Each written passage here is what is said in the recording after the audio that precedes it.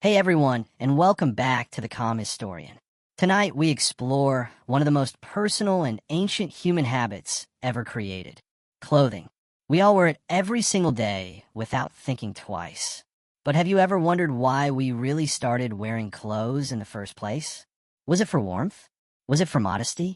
The answer is far more fascinating than you might imagine. And it all starts with a question you have probably never asked yourself. What would happen if you woke up tomorrow and every piece of clothing on Earth simply vanished? Your first thought might be embarrassment. Your second might be cold. But the real problem goes much deeper than that. Because clothing is not just fabric. It is survival. It is status. It is identity. And it is a story that begins over 100,000 years ago with exhausted humans wrapped in animal skins trying not to freeze to death.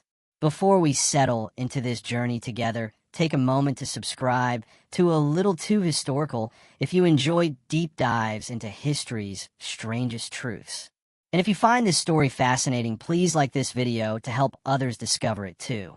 Now dim the lights, find your most comfortable spot, and let me guide you through the real reason humans started wearing clothes and how that decision changed everything about who we are today. For most of early human history, our ancestors walked the earth wearing absolutely nothing at all. No shirts, no shoes, no delicate fabrics, just skin exposed to wind and weather and the constant dangers of a world that had not yet been tamed by civilization. It is strange to imagine now, is it not? A world without clothing, a time when every human body was completely uncovered, completely vulnerable, completely natural. And for nearly 200,000 years, this was perfectly normal. Early humans evolved in the warm climates of Africa, where thick fur was unnecessary and sweating became our greatest advantage. We could chase prey for hours under the brutal sun, while animals collapsed from heat exhaustion. But there was a cost to this evolutionary gift. Without fur, we were exposed to everything. Cold nights became miserable. Rain became miserable. Thorny bushes became miserable. Sitting on cold rocks became miserable. And yet for millennia, we simply endured it because we had no choice. But what happens when a species that has always been naked suddenly discovers the need for cover? What forces a creature so comfortable in its own skin to hide itself away? The answer is not as simple as you might think. It was not modesty that drove us to cover up. It was not shame. It was something far more primal and far more terrifying. Imagine the first human who wrapped animal skin around their shoulders. Was it for warmth? Perhaps. But imagine the feeling of that hide against bare skin. The texture, the weight, the sudden separation from the world. That moment was more than practical. It was intimate. It was the first time a human being consciously chose to hide their body from the eyes of others. And once that door was opened, it could never be closed again. Because clothing did not just protect us from the cold. It began to change how we saw ourselves and how we saw each other. It introduced a new kind of awareness, a self-consciousness that had never existed before. Think about what it means to be naked versus covered. Nakedness is honesty. It is vulnerability. It is the absence of secrets. But clothing changed all of that. Suddenly there was something to hide, something to reveal, something to control. The body became a story, and clothing became the language we use to tell it. This is where the real reason humans started wearing clothes begins to reveal itself. It was never just about survival. It was about power, about mystery, about the slow and deliberate creation of a barrier between the self and the world. A barrier that would eventually become one of the most powerful tools of human connection and human manipulation. And it all started with a single moment. A single decision to cover up. A single act of concealment that changed the course of human history forever. But here's where the story takes a truly unexpected turn. If we want to understand when humans first started wearing clothes, we cannot look to ancient tools or cave paintings or even the oldest surviving garments. Those things decay and disappear over thousands of years. What we can look at, however, is something far more intimate and far more personal. Something that has lived on our bodies since the very beginning of our covered existence. Lice. Yes, you heard that correctly. The secret to when we began wearing clothes is hidden in the tiny insects that have been feeding on human blood for millions of years. You see, there are two kinds of lice that live on human bodies: head lice and body lice. And they are not the same creature. Head lice attach themselves to the hair on your scalp, where they have lived for as long as humans have had heads. But body lice are different. Body lice evolved from head lice, and they can only survive by living inside clothing. They lay their eggs in the seams of fabric. They feed on the skin beneath our garments. Without clothing, body lice simply cannot exist. So by studying the DNA of these parasite, scientists made a remarkable discovery. They calculated that humans started wearing clothing regularly somewhere between 100,000 and 170,000 years ago. Think about that for a moment. One of the greatest technological and social shifts in human history was uncovered not by archaeologists digging through ancient ruins, but by geneticists examining bugs that still live in our laundry today. It is almost absurd when you really consider it. The very first evidence of human clothing is written in the DNA of parasites that evolved to live alongside us. And that discovery raises an even more fascinating question. What changed 100,000 years ago that suddenly made clothing not just a temporary convenience, but a permanent part of human life? The answer to that question takes us into a world that was rapidly becoming colder and more dangerous than anything our ancestors had ever faced. The Ice Age was approaching, and with it came a crisis that threatened to wipe out entire populations. But before we step into that frozen world, we must pause and appreciate the strange truth that lice have revealed to us. Clothing was not invented because of modesty or fashion or even comfort. It was born out of necessity, and it happened during a period of history when survival itself was hanging by a thread. The lice tell us when, but they do not tell us why. And that is where the real mystery begins. The Ice Age was not a gentle visitor. It arrived slowly at first, then, with terrifying speed, transforming lush landscapes into frozen wastelands where survival became a daily battle against the cold. Temperatures dropped to levels that would kill a naked human in minutes. Entire regions that had once been teeming with life became silent white deserts where nothing moved except the wind and the desperate animals struggling to find food. For early humans, this was an existential crisis unlike anything they had ever faced. They had lost their fur millions of years earlier, trading it for the ability to sweat and run for hours under the African sun. But now that same evolutionary gift had become a curse. Without thick coats of hair, they were completely exposed to the bitter cold and the wind and the snow that could bury a person alive in hours. The world had changed, and humanity had to change with it or perish. Imagine what it must have felt like to stand naked on a frozen plain, watching your breath turn to ice in the air. Imagine the fear that gripped entire tribes as they watched loved ones freeze to death night after night. There was no warmth, no shelter, no escape from the relentless assault of winter. And yet somehow our ancestors did not give up. They adapted. They learned. They watched the animals around them and noticed something crucial. The creatures that survived the Ice Age were covered in thick layers of fur and fat. The mammoths, the woolly rhinos, the great bears all carried their own protection against the cold. Humans had nothing, but humans had something far more powerful than fur. We had ingenuity. We had hands that could shape tools and minds that could imagine solutions to problems that had never existed before. And so we looked at the animals that were dying around us, and we saw not just meat, but something else. We saw their skin, their fur, their warmth. The first humans to wrap themselves in animal hides were not thinking about fashion or modesty or status. They were thinking about one thing and one thing only: survival. They draped the heavy skins over their shoulders and felt the sudden shock of warmth against their frozen skin. For the first time in their lives, they understood that the bodies of other creatures could protect their own. This was a moment of profound discovery, but it was also the beginning of something far more intimate and far more complicated. When a human first covered their naked body with the skin of another animal, something shifted inside them. The line between human and beast became blurred. They were wearing death. They were wrapping themselves in the remains of creatures that had once been alive and breathing. There was something deeply personal about this act, something primal and raw and almost forbidden. The skin of the animal against the skin of the human created a connection that went beyond warmth. It was a merging of life and death, a silent acknowledgement that to survive one must sometimes become something else entirely.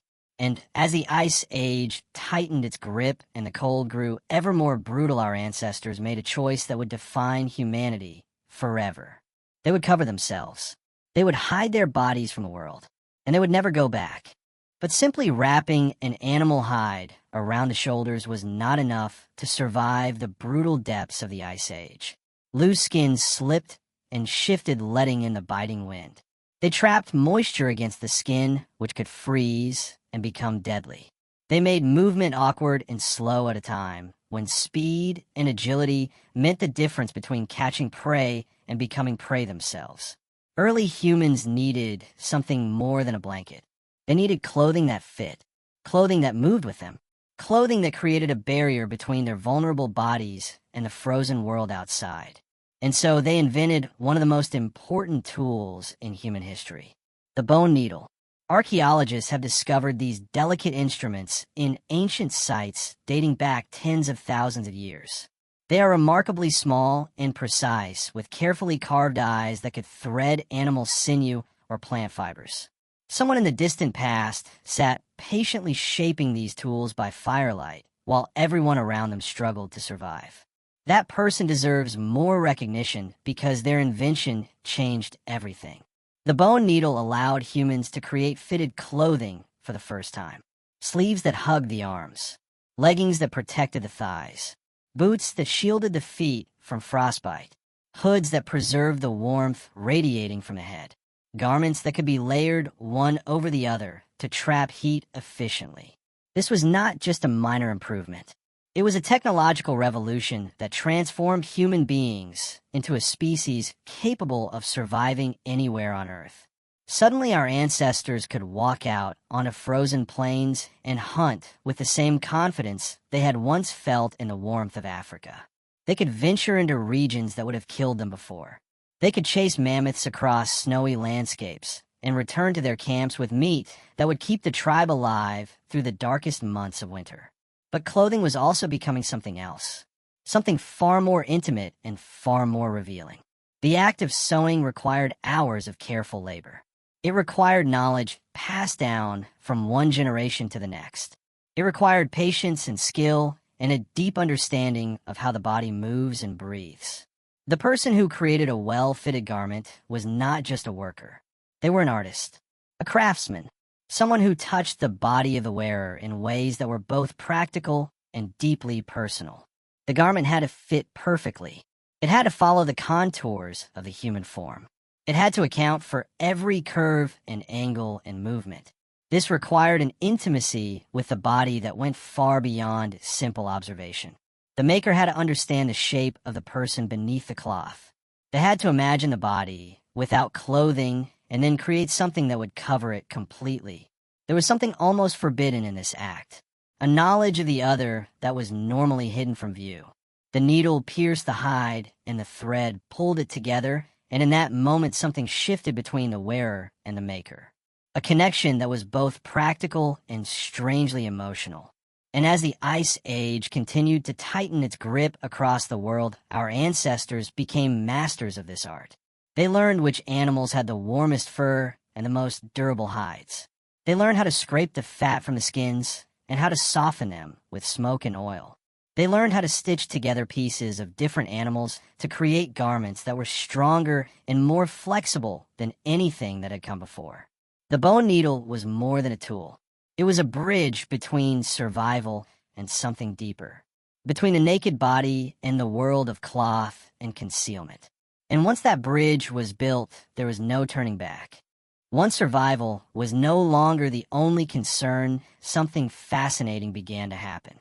The clothes that had once been purely practical started to carry other meanings. Humans began to notice details. One hunter had a cloak made from finer fur.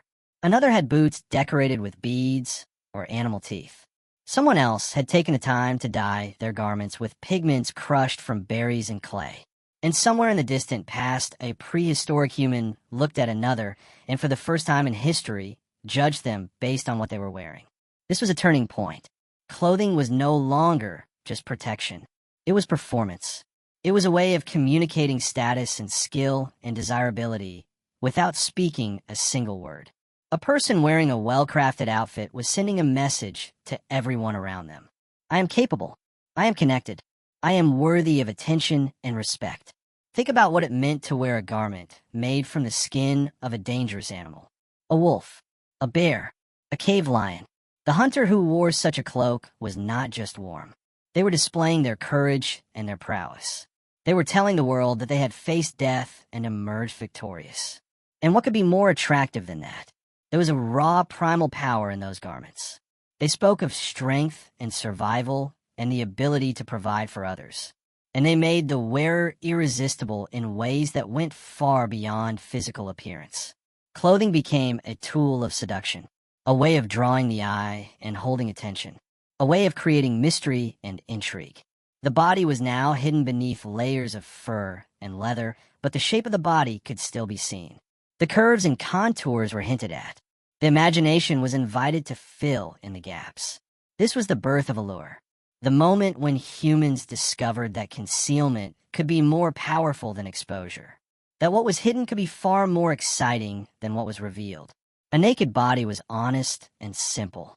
There was nothing to guess at, but a body wrapped in carefully chosen garments was a puzzle, a secret waiting to be uncovered. And humans have always been drawn to secrets. The decorations that appeared on ancient clothing were not just random adornments. Shells and feathers and bones and beads were carefully chosen and arranged to tell stories. The person wearing them was advertising their value, their connections, their resources. A woman who wore a necklace of rare shells was showing the world that someone had traveled far to bring her those treasures. She was desirable. She was worth the effort. A man who wore a belt decorated with the teeth of predators was proving his strength and his courage. He was a protector. He was someone who could keep danger at bay. Clothing had become a weapon of attraction, a way of signaling worth without ever having to say a word. And this changed human society forever. Suddenly there was competition. People began to compare themselves to others based on appearance. They began to want what others had. They began to strive for better clothes and more impressive decorations. This was the beginning of fashion, the endless cycle of desire and envy and the pursuit of approval that has consumed human culture ever since. And somewhere in the ancient world, a man wrapped in a beautiful cloak and adorned with animal teeth looked at a woman across the firelight and watched her eyes linger on his garments. He knew then that the power of clothing was not just about warmth. It was about being seen, being desired, being chosen, and that power would never be forgotten. And so we arrive at the present. Thousands of years have passed since our ancestors first wrapped themselves in animal skins, and yet the story of clothing is still being written. The garments we wear today are not so different from those ancient hides. They still protect us from the elements. They still communicate our status and our identity. They still draw the eye and stir desire. But they have also become something more complicated, something that reveals the strange contradictions at the heart of human nature. We have never been able to simply wear clothes. We have always had to think about them, worry about them, compare them to what others are wearing, feel pride in them, feel shame in them, feel attraction toward those who wear them well.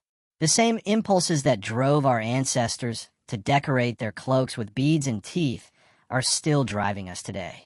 That expensive jacket you bought, the one that made you feel powerful and confident the first time you put it on, is the modern equivalent of a mammoth hide.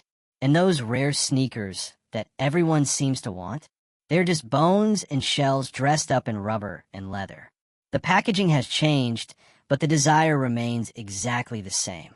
But here is where the story takes a darker turn, because clothing does not just make us feel good. It also makes us feel judged. We have all experienced that moment of anxiety before walking into a room full of strangers. That silent question that echoes in the back of our minds.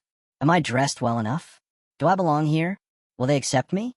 This is the legacy of our ancient ancestors who first learned that appearances matter. The same fear that gripped a prehistoric human standing naked in the cold now grips us when we face social situations. We're still trying to cover up our vulnerability, still trying to control how others see us, still desperate to be chosen and accepted and desired. The clothes we wear are a shield, but they are also a cage. They protect us from judgment, and yet they are the very thing that invites judgment in the first place. And what about intimacy? In a world where we are almost always covered, what does it mean to finally be seen? To reveal the body that has been hidden beneath layers of fabric and expectation? There's a reason why the moment of undressing is so charged with emotion. It is the moment when the performance ends and the truth begins. It is the moment when all the careful construction of appearance falls away and we are left with nothing but ourselves. That vulnerability is terrifying and exhilarating at the same time. It is the most honest we can ever be, and yet we spend so much of our lives running from it. We use clothing to present a version of ourselves that we hope the world will admire. But deep down we know that the real person is hidden beneath, waiting, hoping, wondering if anyone will ever see them clearly. The story of clothing is the story of this longing, this tension between concealment and revelation, between the person we show the world and the person we keep hidden beneath. Our ancestors started wearing clothes to survive the cold, but they also started wearing clothes to survive each other. And we have been doing the same thing ever since.